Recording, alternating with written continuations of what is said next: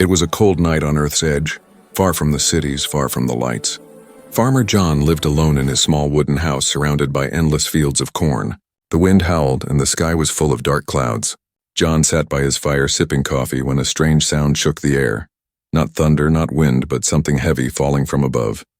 He stood up, heart beating fast.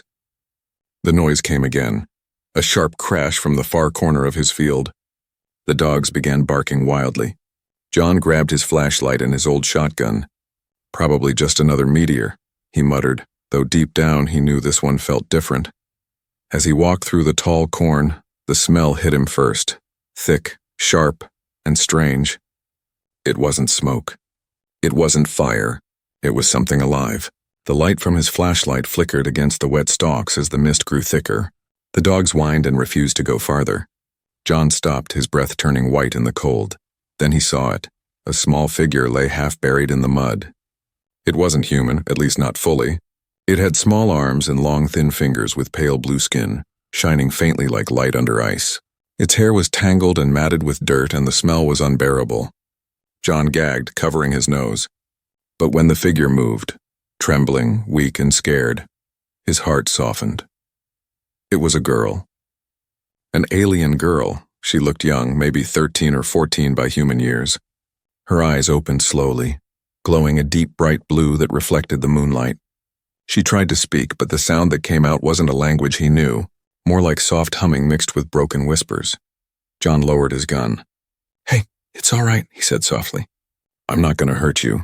The alien girl didn't understand. She pulled back, her hands shaking, but her eyes begged for something and help, maybe safety. Her clothes were torn and her body was covered in scratches. John hesitated. The stench was awful and his mind screamed at him to walk away. No one would blame him. She looked sick, dangerous even, but something inside him refused to leave her there. He took off his jacket, wrapped it around her trembling shoulders and lifted her into his arms. She was lighter than he expected, fragile like a child made of air and pain. As he carried her home, the villagers' lights turned on one by one. Some came outside, rubbing their eyes, whispering, "What's that he's carrying?" One man asked. "Looks like an alien," a woman gasped. Then the laughter began. "Hey, John, you finally got yourself a wife, straight from space." Another shouted, laughing loudly, "Careful, she might eat you in your sleep." Someone else added. John ignored them and kept walking. The alien girl hid her face in his chest, trembling at the noise. Her smell spread through the air and even the dogs howled, backing away. The people laughed harder, but when John looked down, he saw a tear running down her strange blue cheek. She didn't understand their words, but she understood laughter. It was the sound of cruelty, the same one she had probably heard before. John looked up at the villagers. "Y'all go home," he said quietly. His voice was calm, but it carried power. "Ain't none of your business." They stopped laughing. Maybe it was the look in his eyes, the kind that said he'd protect her no matter what. He carried her inside, laid her gently on his couch, and covered her with a blanket. She curled up, shaking. He noticed faint patterns glowing on her arms, small stars connected by lines like a living constellation. He'd never seen anything like it. "What are you?" He whispered more to himself than to her. The girl opened her eyes, meeting his. She pointed to herself weakly. "Ma," she whispered, her voice soft and broken. "Luma," John repeated, nodding slowly. "All right then, Luma. You're safe now." He made some warm soup and placed it near her, but she didn't eat. She kept looking at the door, scared it might open again. John sat beside her, watching her breathing slow. Outside, the laughter of the villagers faded into the distance. The world was quiet again. That night, John couldn't sleep. He stood by the window, staring at the stars. Somewhere out there, he thought, was the place she came from. Maybe full of people who missed her, or maybe full of danger that wanted her dead. When he finally turned back to look at her, she was asleep, glowing softly in the dim light, as if her body held the reflection of another world. John whispered, "Whatever you are, I hope I did the right thing." But deep down, he already knew something had changed. The moment he picked her up from that muddy field, his quiet life as a simple farmer had ended. The wind outside carried a low hum, not from earth, not from nature. Something above the clouds had begun moving again. Something was looking for her, and soon it would find them both. By morning, the whole village had heard. They came to see the farmer who brought home an alien. Children peeked through fences, and old men stood on the dirt road shaking their heads. Women covered their mouths and laughed.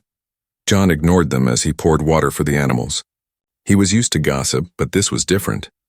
This time he could feel the eyes watching, judging. Inside the house, Luma sat quietly at the kitchen table, still wrapped in John's old blanket. Her hair was damp from the bath he had given her the night before. The smell had faded a little, replaced by something faintly metallic like rain on stone. She stared at the spoon of soup in front of her, unsure what to do with it. John watched from the doorway. "It's food," he said softly, showing her how to scoop and eat. She copied him, clumsy but eager. When she finally managed to swallow a mouthful, her eyes widened in surprise, maybe from the warmth or maybe from realizing she was safe. Outside, someone banged on the door. John sighed. Here we go again. It was his neighbor, Henry, tall, loud, and always full of opinions. "John," Henry said, half laughing, "you've really lost it this time. That thing could be dangerous. You don't know where it's from, what it carries." "She's not a thing," John said quietly. Henry frowned. "It smells like rotten oil and looks like it crawled out of a nightmare." He leaned to peek inside, but John blocked the doorway. "Go home, Henry," he said, his voice low but steady. Henry scoffed. "Suit yourself. But when the government comes knocking, don't say I didn't warn you." John shut the door. When he turned, Luma was watching him. She didn't understand the words, but she understood tone and fear. Her blue eyes were wide, shimmering with confusion.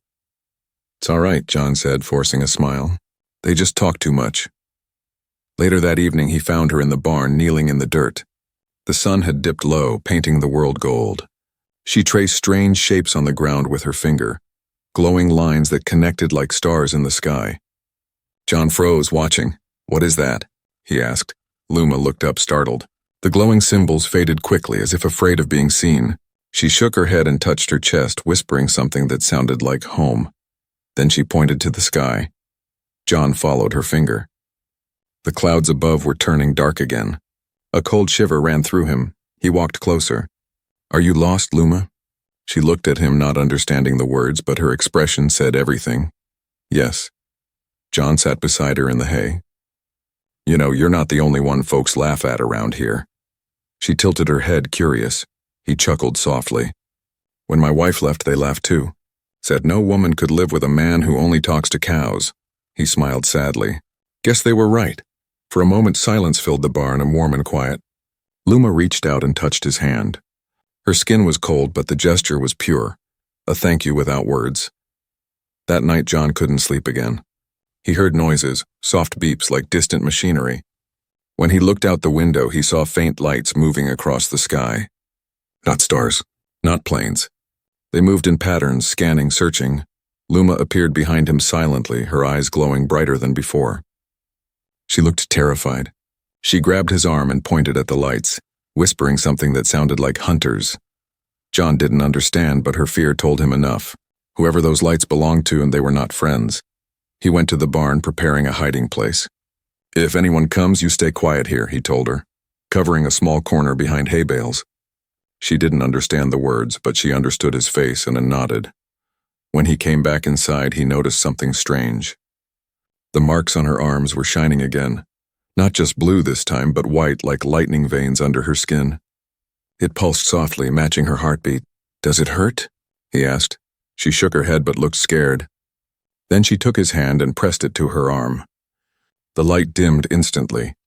John blinked. "Well, that's new." He looked at her, realizing she trusted him fully. A bond was forming between them, something deep and silent. Outside, thunder rolled across the sky, but the weather report had said it would be clear all week. The dogs started barking again, same as the night she arrived. John looked at the window. "Looks like trouble's coming again," he muttered. Luma stood beside him, clutching his sleeve tightly. Her eyes glowed faintly, reflecting the lightning. John knelt beside her. "Don't worry, kid. I won't let anything happen to you." "That's a promise?" She didn't know the word promise, but when he smiled, she tried to copy the gesture. Her small lips curved, uncertain but sincere. As the first drops of rain hit the roof, John realized something strange. Ever since Luma came, everything around the farm felt alive. The crops seemed greener, the air heavier, charged with energy. Even the old windmill turned faster than usual, though there was barely any wind. He glanced down at her one last time before blowing out the lantern. "Whatever you're hiding, Luma," he whispered, "we'll face it together." Outside, the lights in the sky blinked once more, closer this time.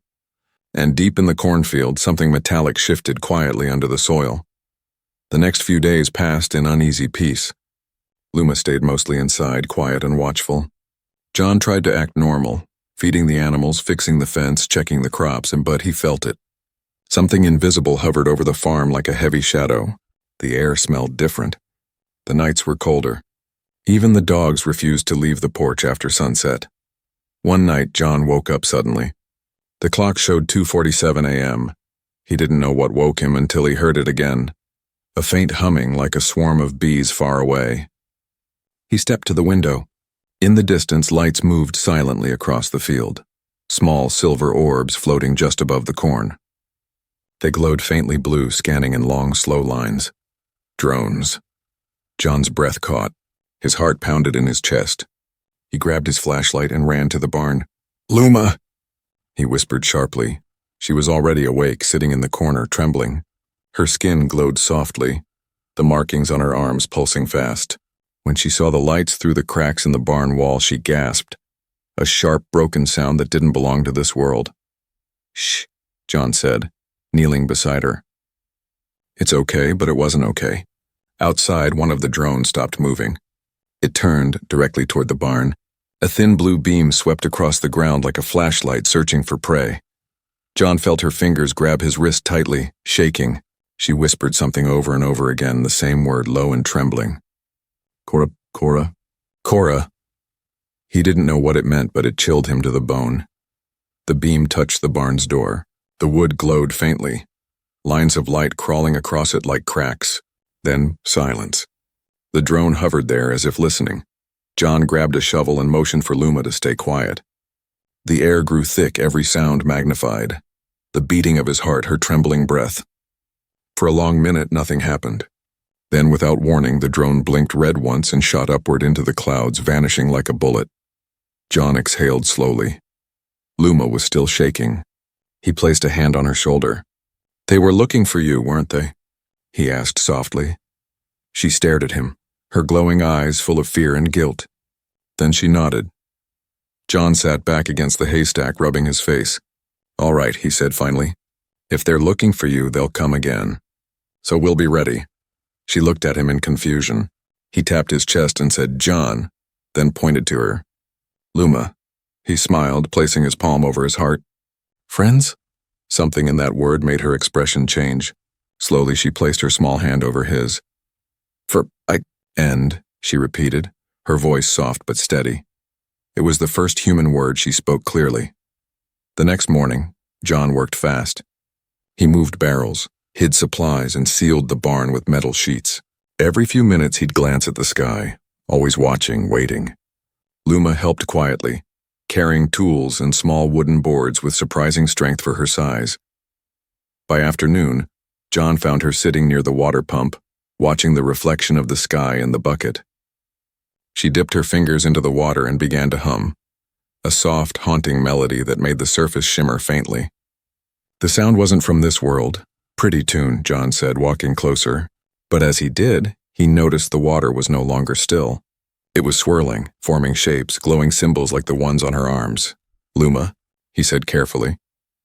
She looked at him with wide eyes and whispered, "Memory." Then she pointed at the water. In the reflection, John saw something impossible. Flashes of another world. A burning city, silver towers collapsing, beings like Luma running screaming. Then a great ship breaking through the clouds, soldiers in black armor. Fire. Luma pulled her hand away, gasping, and the water went still. John's throat was dry. You escaped that?" She didn't answer.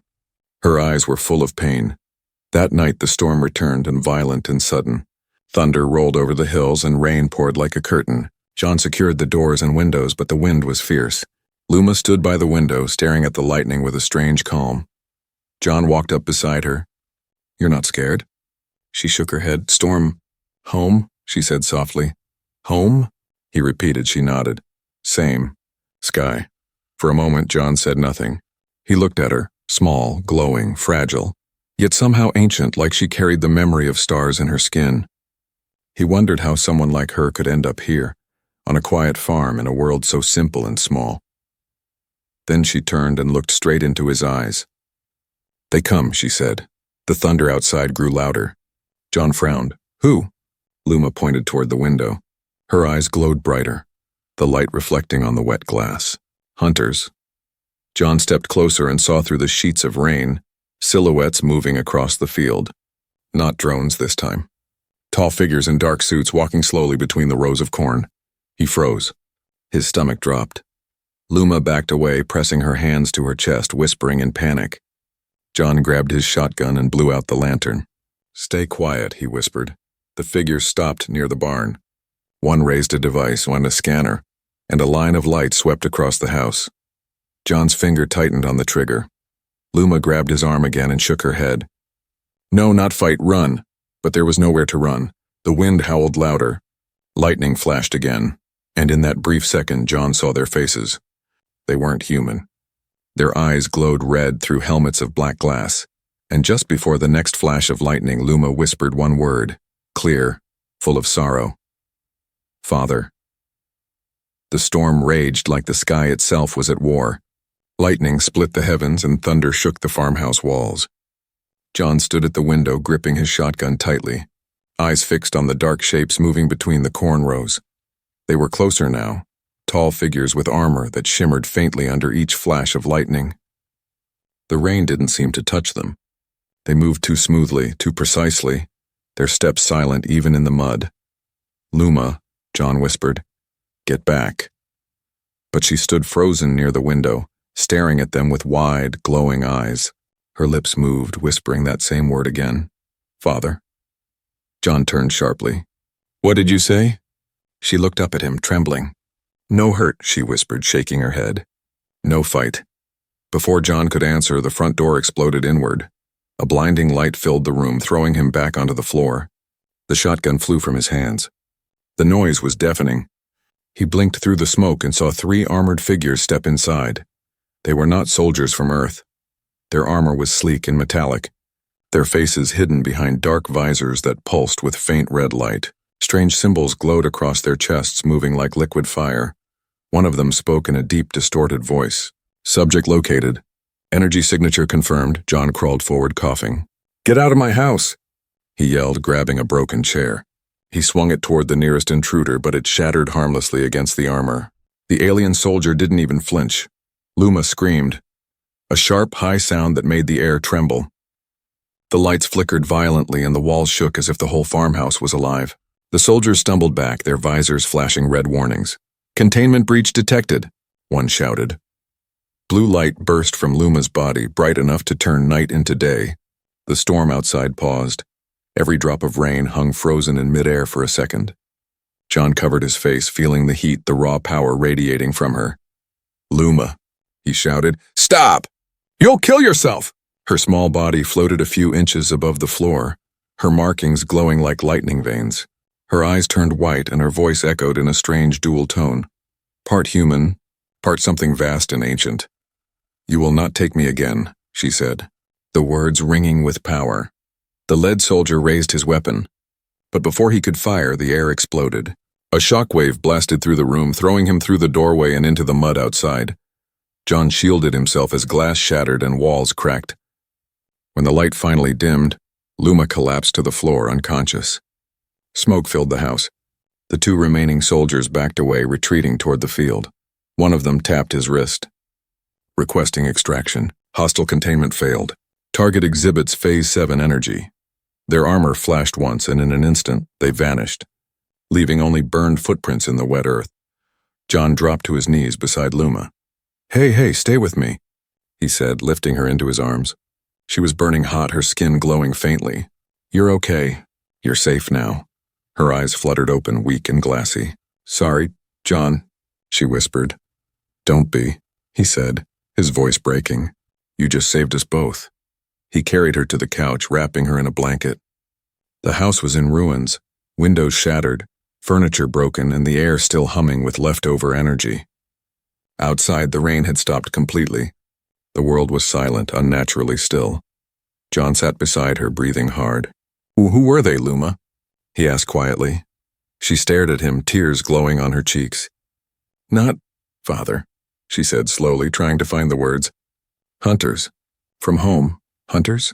John repeated. They came to take you back? She nodded weakly. They want power, my light. Not me. John felt a chill crawl up his spine. What kind of power? Luma looked away, her eyes dim. Power of stars. Outside, the clouds began to clear, revealing the night sky, brighter than usual, as if hundreds of stars had moved closer to watch. John followed her gaze. If they can track you once, they'll do it again, he said grimly. We need to leave this place. She turned to him, shaking her head. No, they follow light. I go. You safe. Not happening, John said firmly. I didn't carry you out of that field just to let you run off to die. She blinked, confused. Why help me? John sighed and looked at his rough hands. Because when everyone else laughed, I saw someone scared and alone. Because I know what it's like to be left behind. For the first time, she smiled, faint but real. Suddenly, a faint beeping echoed outside. John looked through the window and froze. Dozens of red dots glowed across the distant hills. More drones, more soldiers, closing in fast. Luma sat up, panic flashing in her eyes. They come again. John's jaw tightened. Then we give them a welcome they won't forget. He stood, loading his old rifle with shaking hands. It was a fool's weapon against whatever they had, but he didn't care. The farmhouse lights flickered once more, and a strange warmth filled the air. Luma touched his arm gently. John, yeah? If I fall, she whispered, plant me. Under your stars. He stared at her, speechless, heart twisting. But before he could answer, the first blast shook the ground, tearing through the cornfield. The second attack had begun. The night sky burned with red light. The horizon shimmered as more ships descended, silent, sharp, and merciless. John's small farm, once quiet and lonely, now sat beneath an alien invasion. The ground trembled under his boots. Cornfields bent from the shock waves. The air was heavy, humming with power. John stood on the porch, rifle in hand, staring at the glowing dots in the sky. His heart raced, but his mind was calm. Somewhere behind him, Luma sat on the floor, pale and weak. Her energy from the last blast had drained her completely. John, she whispered softly. He turned. You should rest, she shook her head. Her eyes glowed faintly, flickering like a dying candle. They come, not to capture now. They come to destroy. John clenched his jaw. Then they'll have to go through me. She looked at him for a long time, confused, almost hurt. Why? She asked again, her small voice breaking. You human, not your kind. John took a deep breath.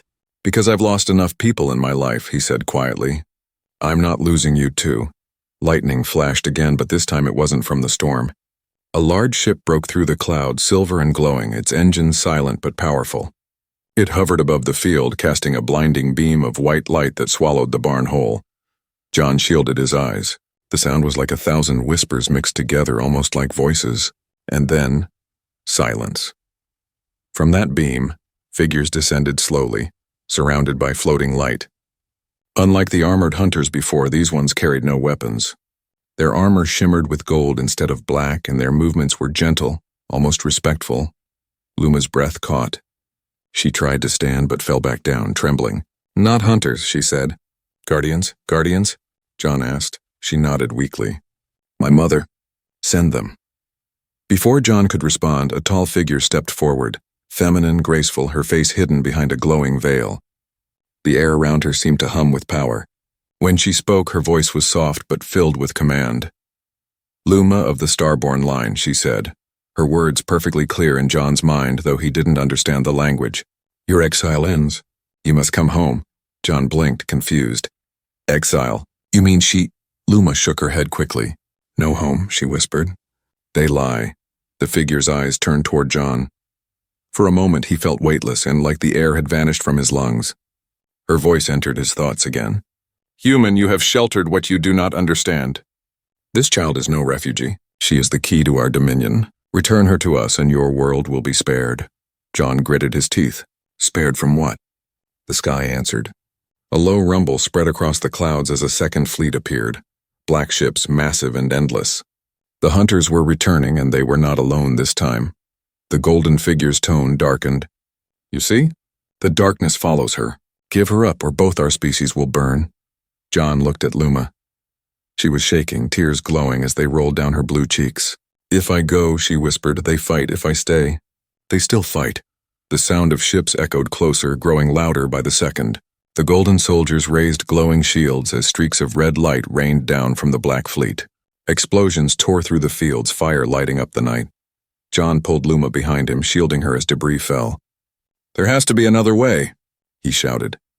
The golden woman looked at him, for the first time with something like sorrow. There is none. Her power belongs to the stars. It does not belong here. Luma reached for his arm, gripping it tightly. Don't let them take me, she whispered. Please, John's heart twisted. He looked at her small, trembling hands, the faint light of her skin reflecting in his rough palms. Luma, if you go with them, will you be safe? She shook her head. They use me to fight. I don't want to be weapon. Outside, the war between the two alien fleets painted the sky red and gold. The ground trembled and the world seemed to tear apart. John made his choice. He turned to the golden figure, his voice steady. You said she's a child of your kind. If you truly protect her, prove it. End this fight. Leave her here. She's not a weapon. She's just a kid. The figure stared at him, silent. Then slowly she raised her hand. The battlefield went still for a heartbeat. The shooting stopped. Both sides froze. Two alien armadas hanging in perfect silence above Earth. You would die to keep her? The golden voice asked. John didn't hesitate. If that's what it takes. The figure lowered her hand, studying him. Strange creature, she murmured. So fragile, yet so certain. She turned to Luma. You have found something we have forgotten. Luma blinked, confused. What? The golden woman smiled faintly. Love. Before either could speak, a beam of red light tore through the clouds, striking the ship above them. The ground shook violently. The golden soldiers scattered, shouting in their language. The figure turned to John. Protect her, she shouted as the light consumed her ship. Luma screamed, her body bursting with light once again. John grabbed her, pulling her close as the world turned white. The world had turned white. For a moment there was no sound, no ground, no sky, only light. When the brightness faded, John found himself lying in the field, gasping for air. The farm was gone. His home, gone. All that remained was fire, ash, and smoke curling toward a broken sky.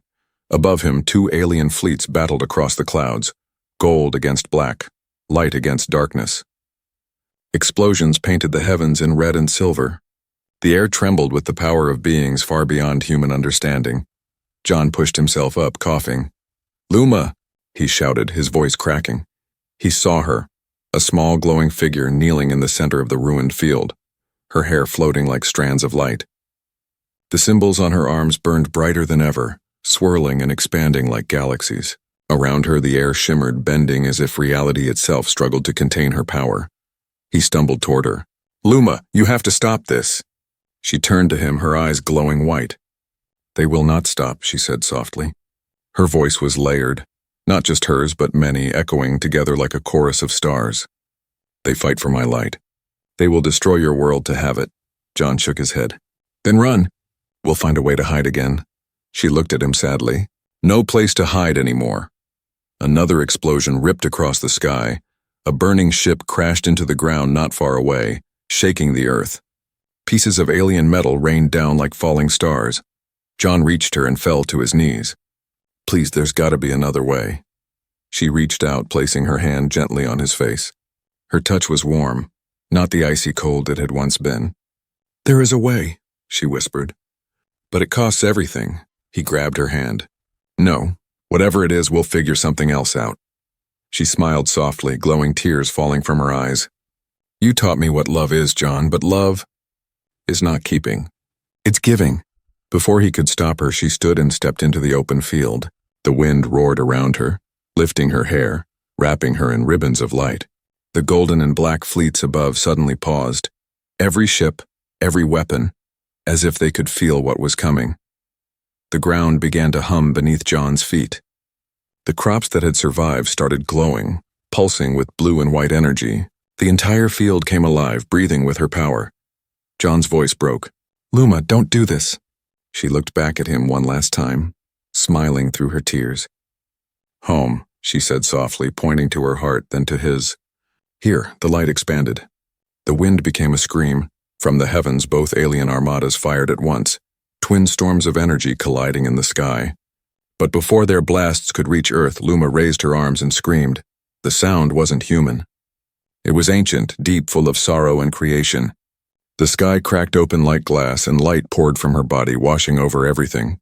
For one blinding moment, the world was silent. Then, peace. The golden ships vanished. The black ones dissolved into dust. The storm faded. The fire went out. The wind grew still. John opened his eyes slowly. The field was quiet again. The air smelled of rain and new soil. He stood shakily, looking around. The ground where Luma had stood was now covered in soft, glowing flowers, white with faint blue centers moving gently in the breeze. "Luma?" he whispered. No answer. He knelt, touching the flowers. They were warm. One of them pulsed softly, once, twice, might like a heartbeat. And then he heard it. A faint voice carried by the wind. "Home?" John froze. The sound was real, gentle, and full of peace. He looked up at the night sky. The stars seemed closer now, brighter, as if they were watching. He smiled through tears. "Yeah," he said quietly. "You're home now, kid." He sat there for hours, watching the flowers glow under the moonlight. The world was safe again, but emptier somehow. His hands trembled as he dug a small wooden sign and placed it in the center of the field. It read, "Luma's Field, where light fell and love stayed." Days turned into weeks. The flowers never wilted. People came from distant towns to see the strange glowing field that healed the sick and made the crops grow twice as strong. No one understood how it happened, but they all felt it. Warmth, kindness, something sacred. At night, John often sat there, his old hat resting on his knee, watching the stars. Sometimes when the wind was soft, the flowers glowed brighter and the voice returned, a whisper in the dark. "Thank you, John." He always smiled and answered the same way, softly, like a prayer. "Thank you too, kid." Above him, one star shined brighter than all the others, steady, alive, and blue. It wasn't just a star. It was her. The war was over. But for John, peace didn't come easily. Weeks had passed since that night. The night when the sky had split open and the stars themselves had cried light. His small farm, once ordinary and quiet, had become something else entirely. People called it the Field of Light. Reporters came, scientists came. Even government men came, all trying to explain what had happened. No one could. Every night, the field glowed softly with white-blue light. Thousands of flowers, strange, beautiful, and alive, swayed like they were breathing. When the wind blew, they whispered faint melodies like a lullaby from another world. John never told anyone what really happened. Not about the ships. Not about the battle. Not about Luma. Some things, he thought, belonged to the heart, not to history. He rebuilt what he could. The old barn was gone, the farmhouse half ruined, but he didn't care. Every morning he tended to the field like it was alive. He watered the flowers, spoke to them softly, and sometimes, when the dawn was quiet, he could almost hear her voice again. Home. It was faint, carried by the breeze, but it was enough. One afternoon, as the sun dipped low, a group of children came running through the gate. "Mr. John," one of them called. "They say your flowers can heal." "Is it true?" John smiled gently. "Maybe," he said. "Why don't you try?" He watched as the smallest girl, her arm wrapped in bandages, knelt down beside the glowing petals. She touched one carefully, and the light pulsed softly, spreading warmth through the air. The girl gasped. "It's warm," she said, laughing. John's heart ached at the sound. It reminded him of Luma's laugh, soft, uncertain, but full of wonder. That night, as the stars rose, the villagers gathered near his porch. They had come to thank him, the same people who once laughed at him for taking in a smelly, ugly alien girl. Old Henry, his neighbor, stepped forward awkwardly. "John, I owe you an apology," he said, taking off his hat. We were fools to mock what we didn't understand. John looked at the glowing field behind him. We all were, he said softly. But she forgave us. Who was she? A young woman asked curiously. The one who started all this? John looked up at the stars. Someone who didn't belong here, he said with a faint smile, but chose to stay anyway. The villagers stayed silent, heads bowed. For the first time in years, John felt no anger, no sadness, and only peace. Later that night, when everyone had gone home, John sat alone in the middle of the glowing field. Fireflies danced in the distance, blending with the flowers' light. He took off his hat and set it beside him. Guess it's just you and me again, kid, he said softly. A breeze rolled through the field, bending the flowers toward him like a quiet wave. The petals brushed his fingers, warm, alive, familiar. And then he heard it, her voice, clearer than ever before. John, he froze. The sound wasn't in his head. It came from the air, from everywhere. Luma, he whispered, his eyes searching the stars. The sky above shimmered faintly. The stars began to move, connecting, shaping themselves into a soft outline of a girl's face, smiling. John felt tears slide down his cheeks. You kept your promise, he said. The starlight pulsed once like a heartbeat. Then her voice returned soft and loving. You kept yours. The stars faded back into their places, but one remained, unbrighter than the rest, blue and alive. It twinkled once, then twice, like a wave goodbye. John stayed there until dawn, eyes never leaving that single star. In the days that followed, life slowly returned to normal, but not the same kind of normal as before. The villagers stopped laughing at things they didn't understand. They helped each other more. Children played near the glowing field every evening, chasing fireflies and whispering wishes to the flowers. The legend of the farmer and the star child spread far beyond the village. Some said it was a miracle. Others called it a story. But for John, it was real. He never left the farm. Not because he couldn't, but because he didn't need to. He had already seen the universe in one small girl's eyes, and every night before going to bed he opened his window, looked up at the sky and whispered, "Good night, Luma," and every night without fail that single blue star blinked back. It was as if the universe itself smiled.